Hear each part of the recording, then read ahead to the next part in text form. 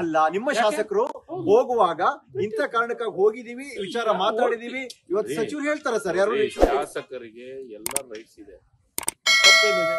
ನಮ್ಮ ಹೈಕಮಾಂಡ್ ಅಂದ್ರೆ ಬಿಟ್ಟೆ ಖರ್ಗೆ ಸಾಹೇಬ್ ಭೇಟಿ ಆಗ್ಬಾರ್ದ ನಾವು?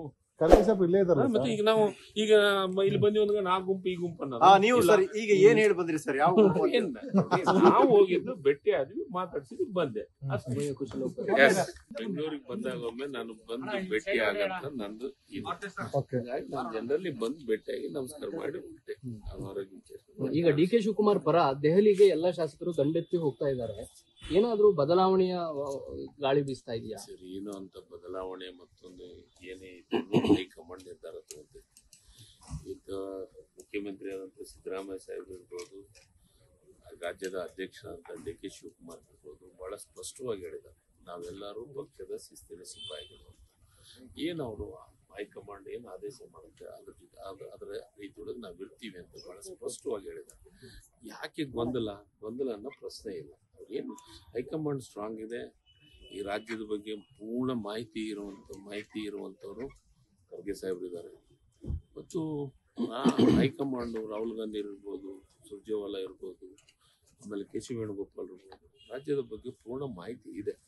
ಏನ್ ನಿರ್ಧಾರ ತಗೋಬೇಕಾಗಿದೆ ನಿರ್ಧಾರ ತಗೊಂತಾರ. ಅಂತ ಗೊಂದಲ ಆಗ್ಲಿ ಮತ್ತೊಂದಾಗ್ಲಿ ನಮ್ಮಲ್ಲಿ ಯಾವುದು ಇಲ್ಲ, ನಮ್ಮಲ್ಲಿ ಯಾವುದು ಗೊಂದಲ ಇರ್ಲಾರ್ದ ರೀತಿಯೊಳಗೆ ಇದೆ. ಮುಖ್ಯಮಂತ್ರಿಗಳು 5 ವರ್ಷ ಇರ್ತೀನಿ ಅಂತ ಹೇಳ್ತಾ ಇದಾರೆ. ಈಗ ಇನ್ನೂ ಒಂದ್ ಮಾತು ಹೇಳಿದ್ದಾರೆ, ಅದನ್ನೇ ನೀವು ಮಾತಾಡ್ತಾ ಇಲ್ಲ. ಏನ್ ಹೇಳಿದಾರೆ? ಏನಂತ ಹೈಕಮಾಂಡ್ ಏನ್ ಹೇಳ್ತೈತೆ ಅದನ್ನ ಕೇಳ್ತೀನಿ ಅಂತ.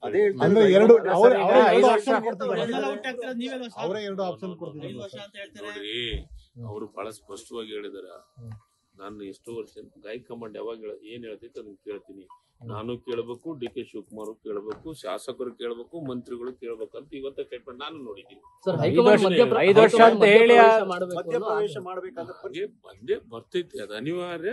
ಬಂದಾಗ ಅದ್ರ ಬಗ್ಗೆ ಬಂದು ಖರ್ಗೆ ಸಾಹೇಬ್ರು ಇರ್ಬೋದು, ರಾಹುಲ್ ಜಿ ಅವ್ರು ಇರ್ಬೋದು, ಕೆ.ಸಿ. ವೇಣುಗೋಪಾಲ್ ಇರ್ಬೋದು, ಅದು ಸುರ್ಜೇವಾಲಾ ಬಂದು ಮಾತಾಡ್ತಾರೆ ನಿಮ್ಮ ಹತ್ರ. ಏನು ಗೊಂದಲ ಏನಿಲ್ಲ, ಸುಮ್ಮ ಗೊಂದಲವನ್ನ ಮಾಡ್ತಾ ಇದ್ದೀರಿ ಮಾಧ್ಯಮದೊಳಗೆ ಅಂತ. ಲೇಟೆಸ್ಟ್ ಹಾಗೂ ಇಂಟ್ರೆಸ್ಟಿಂಗ್ ಸುದ್ದಿಗಳಿಗಾಗಿ ಬಾಸ್ ಟಿವಿ ಕನ್ನಡ ಚಾನೆಲ್ನ ಸಬ್ಸ್ಕ್ರೈಬ್ ಮಾಡಿ.